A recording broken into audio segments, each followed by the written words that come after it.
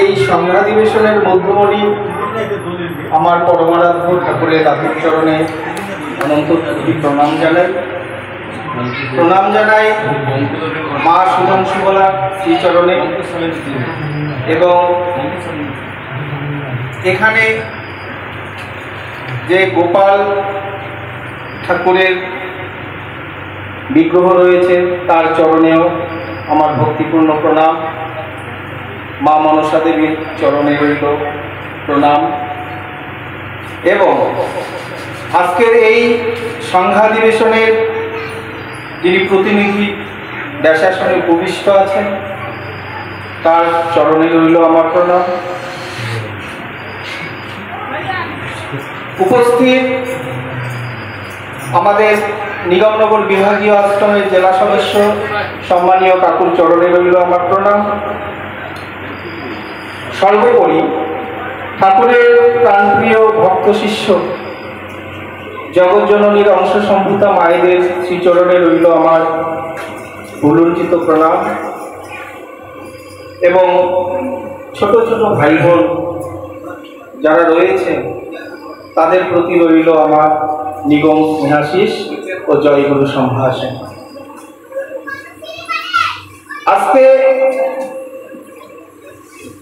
আমি এক অপমান আমাকে এই উদ্বোধনী ভাষণ রাখার জন্য সভাপতি মহোদয় আবিষ্ট করেছেন, কিন্তু উদ্বোধনী ভাষণ রাখার মতো জ্ঞান বিদ্যা বুদ্ধি কোনটাই আমার নেই।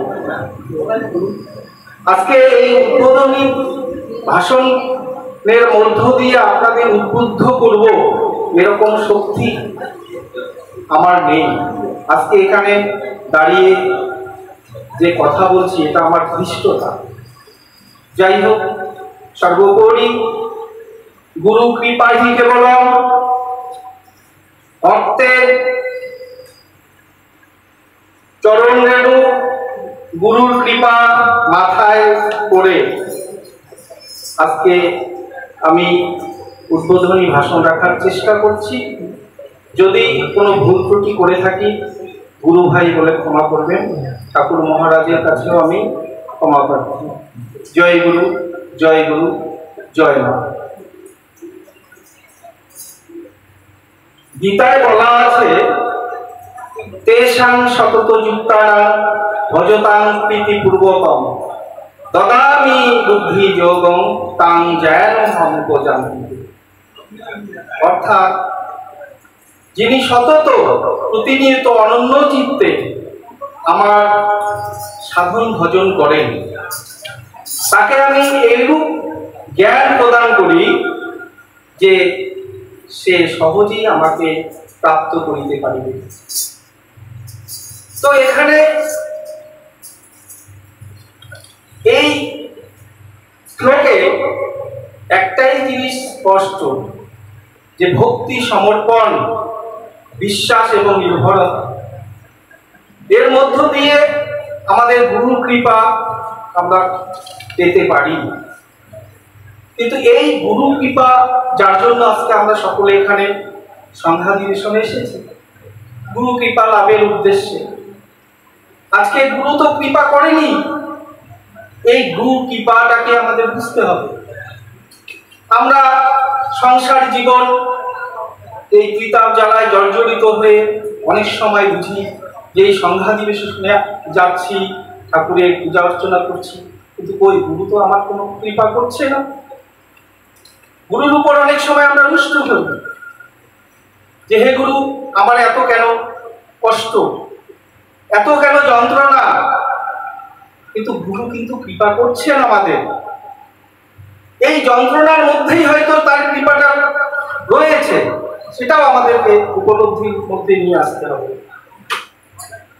আজকে ঠাকুর তার নিগম বাণীতে বলেছেন, এই সংসার অভাব অশান্তি দিয়ে গড়া, এখানে সংযোগ বিয়োগ, রোগ শোক এসব রয়েছে। এসব সকলের মধ্যে রয়েছে। শ্রীকৃষ্ণকে সখারূপে পেয়েও পঞ্চপাণ্ডবের ব্যবহারিক দুর্গতি দূর হয়নি। তো আমরা এইগুলোকে যদি অভ্যাসের মধ্য দিয়ে এবং শাস্ত্রবাক্য গুরুবাক্যের মধ্য দিয়ে যদি আমরা এটাকে অভ্যাস করতে পারি, তাহলে আমরা প্রারব্ধ ভোগের মধ্য দিয়ে আমরা গুরু কৃপা পেয়ে যাব। আমরা অল্পেতেই বিমর্ষ হয়ে পড়ি। আজকে এই আমাদের যে বিপদ, এটাই কিন্তু সম্পদের কারণ হতে পারে। ঠাকুর মহারাজ বলেছেন। তো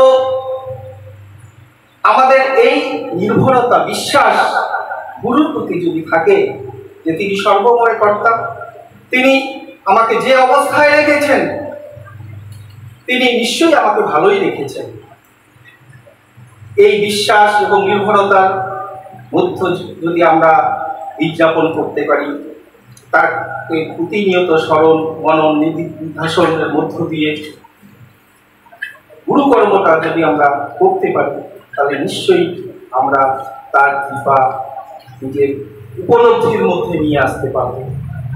তো এই হচ্ছে আমাদের ঠাকুর, যিনি এতটাই ভক্ত শিষ্যদের ভালোবাসেন যে তিনি ভক্ত শিষ্যের কাছ থেকে কিছুই চান না। তিনি শুধু এটুকুই চান যে তোদের শুধু হাসি মুক্তি আমি দেখতে চাই, তোদের হৃদয়ের মধ্যে যেন কোনো রকম কালিমা না থাকে, কোনো নোংরা না থাকে।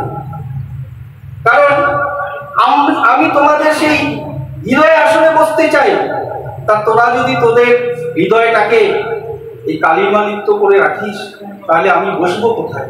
তাহলে দেখুন আমাদের গুরুদেবের কি আকুলতা, তিনি প্রত্যেক ভক্ত শিষ্যের হৃদয়ে বসে থাকতে চান।